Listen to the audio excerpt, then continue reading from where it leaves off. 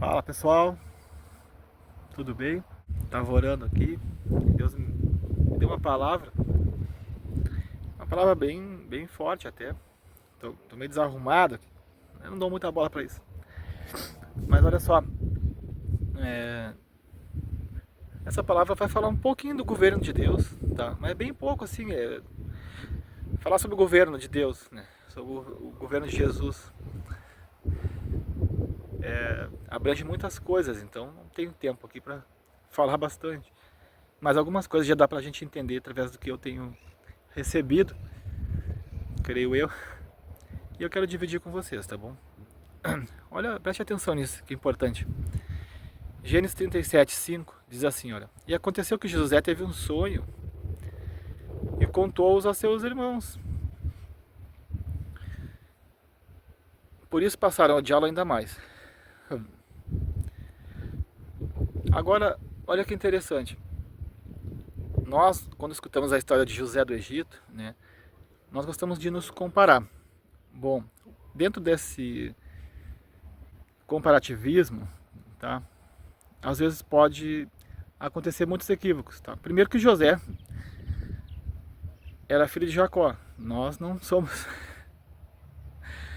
Segunda coisa, né? Segunda questão, a época em que eles viviam, a situação, é muita diferença para os dias de hoje, né? Então, trazer uma comparatividade pode não ser bom. Também José foi vendido como escravo. Aí, se vocês olharem e nós formos comparar, José foi enganado pelos irmãos, foi traído, foi vendido. Mas a situação lá era outra, bem diferente. Ser um escravo no Egito é uma coisa. Você está aqui hoje morando numa cidade, tem tudo a nosso dispor, né? Então é muito diferente as coisas, sabe? O risco que José correu de morrer, né? Ser um escravo numa terra que ele nunca conheceu, nunca viu, no caso, né? Aí quando do nada um menino, a princípio ali, um adolescente, não vi a idade, aí, se é 17. Então é muita coisa pra gente ficar comparando. Tem que observar bem o texto, o que ele quer dizer. Então, mas o que, que nós podemos aprender com essa história, né? Eu estou falando essas coisas, irmãos, porque a gente acaba fazendo muita comparatividade com nós. E aí nós queremos receber às vezes a honra, né, que o personagem histórico ali recebeu, mas de fato, será que nós vamos literalmente passar pelo que ele passou? Não. Olha os homens de Deus, Estevão, primeiro mártir, morto apedrejado, morto apedrejado, por estar pregando. Capaz, imagina nós, né? Vamos pregar num lugar, sabemos que estamos correndo risco de vida por pregar. Você vai morrer mesmo. Quem iria, né? Então tem muita coisa para pensar antes de comparar, a gente analisar bem. Eu creio que a gente está numa situação hoje muito melhor e muito mais favorável do que qualquer um desses homens de Deus aí, que nos deixaram bons exemplos. Mas eu quero usar a história de José para trazer algumas coisas para nós refletirmos melhor e podemos melhorar nossa condição, né? As nossas ações, nosso dia a dia. Claro que quanto mais nós melhoramos a nossa conduta, né? Mais eu creio assim, né? Deus nos abençoa. A bênção de Deus já é essa, né? Através de uma boa conduta vem boas porções, sabe, de bênçãos. Às vezes você vai conseguindo ter mais influência, boas amizades, boas oportunidades, né? E tudo está debaixo de uma boa conduta. Agora, preste atenção, José foi vendido como escravo, tá? Pelos próprios irmãos, foi enganado, foi traído. Então José perde literalmente sua família, vai sozinho, sendo um jovem, para um lugar que ele não conhecia, né? E já com o destino de ser escravo. Só que o que ninguém esperava era que Deus estava com José. Se vocês olharem toda a história de José, vocês vão ver que várias partes da passagem de José, em várias partes, a Bíblia diz: e Deus era com José, e Deus era com José, e Deus era com José. Agora vamos prestar atenção, porque nós sabemos que diante disso é possível concluir que o governo de Deus estava sobre a vida de José. Mas existem algumas coisas que nós precisamos prestar mais atenção, não só a parte do sofrimento, mas sobre como José se portava diante de tudo. E isso é importante. Porque se o governo de Deus estava com José, com certeza, não importa onde José estivesse e o que acontecia, ele sempre se sobressaía. Se nós observarmos a história de José, literalmente, Deus promovia José, né? José era um cara habilidoso, muito bem comportado. Então, por mais que o mal viesse sobre ele, ele se sobressaía. E uma das coisas que a gente percebe é que quando o mal vinha sobre a vida de José, José foi vendido como escravo, ele acaba na casa de Potifar, mas ali ele se torna governante da casa, abaixo só de Potifar. A Bíblia diz que ele foi acusado injustamente e ele foi preso injustamente. Mas aonde tu vê José reclamando de alguma coisa? Ou tentando se defender ou murmurando? José ficava calado. As pessoas comparam às vezes José com Jesus. Eu não consigo ver muita comparatividade nisso, mas é eu, né? Mas olha que interessante, dá para comparar, que Jesus foi como uma ovelha muda para o matador. José entendia essas coisas, ele entendia que Deus estava sobre a vida dele, por isso que ele não falava nada. Porque, agora é uma percepção minha, dependendo do que acontece com você, a partir do momento que você fala algo, você pode mudar as coisas. Pegou essa? Então, às vezes, calado, nós vencemos muito mais do que falando, ou nos defendendo. Porque parece que tem coisas que às vezes é para acontecer e às vezes não, e nós queremos evitar. Eu não estou dizendo que José tinha que passar pelo que passou. Eu não consegui achar na história de José, eu tentei. O que eu consegui ver é que mesmo quando eles fizeram mal para José, Deus transformava em bênção. Foi isso que eu vi. Eu não vi Deus dizendo que tudo foi um propósito para que ele chegasse aonde chegou. Eu não vi. Eu cuido bem, irmãos, para tentar não errar, mas a gente erra. Então não dá para comparar também, na minha vista agora. Depois você lê lá, se eu tiver errado você comenta aí no vídeo. Não, Jefferson, ali está escrito que Deus permitiu que isso acontecesse porque era necessário, para que ele chegasse. Não vi. O que eu vejo no final ali da história de José é que Deus transformou em bênção, o que não era para ser bênção. Para que naquele tempo José também guardasse os irmãos dele com vida. Olha que interessante, né? O cara que foi amaldiçoado pelos irmãos, agora era o cara que ia ser a bênção para aqueles que amaldiçoaram ele. Não, isso aí é... Olha o governo de Deus, né? Sobre alguém. Te capacita para fazer bem até para quem te fez mal. Nossa. Então José é vendido, José é preso. E aí por um sonho, pela interpretação de sonhos, José ele acaba na casa no palácio de Faraó. O Faraó teve um sonho sobre as 7 vacas gordas, 7 vacas magras, sobre a fome que viria sobre o Egito. Hoje eu tô com um pouco tique, até tá melhor. E Deus, né, tinha capacitado José. José revela os sonhos. Também José tinha uma boa capacidade de administração. Claro, se ele tinha revelação, ele teria que ter, né? Teria que ser completo. Tinha a revelação dos sonhos, não ia ter o entendimento de como lidar com tudo. Aí fica complicado. E o que acontece? O faraó observa o quê? A capacidade que José tinha. Entenda que toda a capacidade de José, que Deus tinha dado para José, era o que levava ele a ser honrado, né? Procura apresentar-te a Deus como obreiro aprovado, ou aprovado como obreiro. Depois vocês lêem lá, não sei onde está também, eu esqueci. Que maneja bem a palavra da verdade, que não tem que se vergonhar. Olha aí, capacitação. Já pensou? Quanto mais nós nos capacitamos, mais nós somos colocados em lugares de honra. Você sabia disso? Às vezes a gente quer ser honrado por Deus, mas não quer honrar Deus. Uma das coisas que você tem que fazer para honrar Deus é se capacitar para servi-lo, né? E nós costumamos dizer, mas é no tempo de Deus. Tá, mas e até quando vai? Eu escuto muito isso, então estou falando segundo meu ciclo social, as palavras que eu tenho escutado, e é até bom falar. Porque eu sou meio difícil de concordar com qualquer coisa, né? Qualquer palavra. Eu sou meio duro para isso. Eu não acho que eu vou mudar. Mas nós costumamos a falar isso. Ah, no tempo de Deus. José estava no tempo de Deus. Fulano no tempo de Deus. Davi no tempo de Deus. Não, não é bem assim. Os tempos são determinados pelas nossas ações também. Eu posso tanto atrasar como adiantar as coisas. Ou não.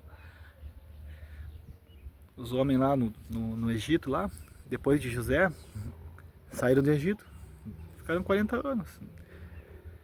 40 dias esperando a terra, por cada dia foi 1 ano de sentença. Então eu acho que mais uma coisa que é necessário que a gente observe juntos aí, e comente aí se você tiver. É até bom nem comentar, porque daqui a pouco faz um comentário equivocado e distorce tudo.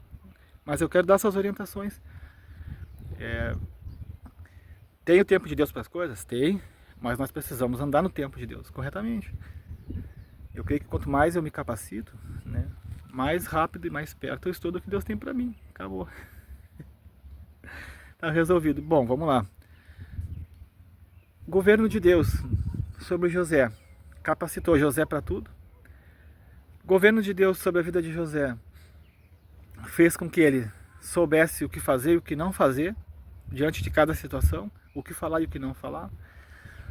Você não vê na história de José em nenhum momento, muito diferente de nós, olha para você ver, ele reclamando de alguma coisa ou se defendendo, a não ser que eu esteja errado. Depois você lê a história de José, começa em Gênesis 32, se eu não me engano, ali 37. Lê todo o Gênesis, aí você já pega mais um contexto. Você não vê José, só vê José chorando pelos seus irmãos, chorando de amor, porque de raiva não vai ser. Ele abençoou todo mundo. Aleluia. Então o governo de Deus nos capacita para amar até que nos faz mal. Porque quando nós desenvolvemos um entendimento, nós entendemos até que o mal que vem para nós é bom. Ele se torna governador do Egito. Uau! Isso é uma bênção, sabe? Você saber lidar com as situações, ainda que adversas ou contrárias, ainda que com a injustiça, de maneira favorável ao reino, não a você. Parece que as minhas pregações são sempre meia pesada, né? Parece que eu pego pesado, mas sabia que as melhores pregações são essas que nos ensinam. Não é as que vêm falar só de bênção, não que eu desdenha, né? Mas coisa boa é você ter ensinamentos, sabe? Então, dentro desse governo de José, nós aprendemos quantas coisas, né? José não pagou mal com mal, ele pagou mal com bem. A Bíblia diz isso, não vos vingueis uns aos outros, não pagai o mal com mal, mas pagai o mal com bem. Minha é a vingança. Uau, se o teu inimigo tiver fome, dá-lhe de comer. Se ele tiver sede, dá-lhe de beber. Fazendo isso, juntará as brasas vivas sobre a cabeça dele. Olha José cumprindo o Novo Testamento. Jesus disse o quê? Se amares os que vos amam, que galardão tereis? Ah, gente, tem galardão por amar? Tem. Ama os que vos odeiam e orem para os que vos perseguem. Uau! Essa é a parte que talvez para alguns, para mim, é mais difícil, né? Desenvolver amor. Isso tem a ver com inteligência emocional mesmo. Cristã. Agora falei. Tem inteligência emocional cristã. Irmãos, o que nós temos de verdade é o Espírito Santo sobre nós e acabou. Sem o Espírito nós não temos nada. Pode estudar o que for, né? A Bíblia diz que o Espírito Santo ele vem para nos convencer. Convencer do quê? Do pecado, da injustiça. E nos encher de amor, né? E esse amor é que nos capacita para amar. Então é isso. O governo de Deus é o Espírito também sobre nós. Ou em nós, né? Então nós precisamos entender essas coisas assim, sabe? Olha que linda a natureza. Entender que às vezes vai ter situações na nossa vida que nós não vamos querer passar. E que nem foi nós que plantamos. Mas eu quero que vocês entendam. Tem situações que a gente acaba proporcionando para nós situações ruins, por às vezes não ter direção, e tem situações que não somos nós. Como discernir tudo? Conhecimento. Espírito Santo sobre nós. Agora, que interessante, né? Depois de tudo que aconteceu com José, tudo que ele passou, eu estou resumindo a história, irmãos, porque eu vim orar aqui, e aí eu senti muito de dividir uma mensagem. Uma das coisas que nos faz saber que nós estamos no governo de Deus é quando Deus está no controle da situação. Quando Deus está no controle, é quando a palavra dele se cumpre toda hora, todo tempo, todo momento. Você sabe discernir as coisas e responde segundo a palavra de Deus. Mas o interessante é que em Gênesis 50, 16 mais ou menos ali, nos mostra um dos maiores governos de Deus. E aqui que foi o gatilho da mensagem, onde eu prestei atenção. E uma das maiores chaves para o governo de Deus na sua vida e para a prosperidade. Quem não quer prosperar, né? Agora sim, toquei na parte boa. A parte boa, para mim, não é as que eu falei antes, que nos ensina. Prosperidade é relativo. Tanto pode prosperar como não, financeiramente, e continuar sendo feliz. Agora, olha que interessante. Depois de tudo que José passou, eu acho que em média 15 anos demoraram aí. Depois vocês olhem, mas foi bastante tempo, tá? Eu não me lembro, eu não sei se é dos 17 ou 32 anos de idade, mas passou bastante tempo, tá? E olha o que acontece. José já era governador, os irmãos se encontraram com ele, ele se revela para os irmãos, né? E eles comem juntos. José conhece o irmão mais novo, caçula. Chorou muito, abraçado nos irmãos. Os irmãos temeram José. Aconteceu muitas coisas. Depois você lê lá a história, é bem boa, sabe? Aí os irmãos tiveram medo, depois que enterraram Jacó, né? E aí eles falaram isso, ó. Então mandaram dizer a José: teu pai, antes de morrer, nos ordenou: assim direis a José, perdoa a transgressão dos teus irmãos e o pecado deles, porque te fizeram mal. Agora rogamos-te que perdoes a transgressão dos teus servos, do Deus do teu pai. Olha a chantagem deles. Não vou dizer chantagem. E José chorou enquanto lhe falavam. E eu fiquei pensando, por que José chorou? Eu li de novo, eu não achei o pai deles, Jacó, falando isso. Me pareceu que eles estavam mentindo de novo. Se tiver errado, tudo bem, mas não importa. Não importa tanto agora isso. O que importa é que eles queriam o perdão. E José entendeu isso. Mas aonde está o código aqui, irmãos?